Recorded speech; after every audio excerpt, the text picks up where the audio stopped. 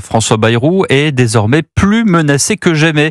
Après l'annonce du maintien de l'âge de départ à la retraite à 64 ans, le Parti socialiste est maintenant prêt à censurer le locataire de Matignon s'il ne se range pas du côté du dialogue social. Bonsoir Marie-Hélène Trémollet. Bonsoir Pierre, bonsoir à tous. Vous êtes à l'Assemblée nationale pour Europe 1 et aux voix du PS pourrait s'ajouter celle du RN, le Rassemblement national qui, dès aujourd'hui, pointe du doigt l'immobilisme du gouvernement. Là, évidemment, ça prend tout son poids. Oui, les avertissements s'enchaînent depuis quelques jours. Le Premier ministre commence, je cite, à énerver Marine Le Pen de son propre aveu. Un avis partagé dans les rangs du parti. On est sur du vide et pire que du vide, on prend les Français pour des imbéciles, s'agace un cadre.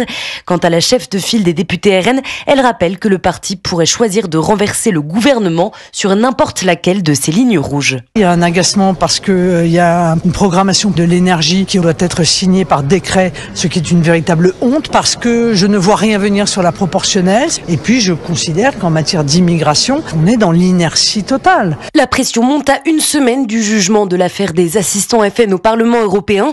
Une décision de justice qui pourrait condamner Marine Le Pen à une inéligibilité pour 5 ans.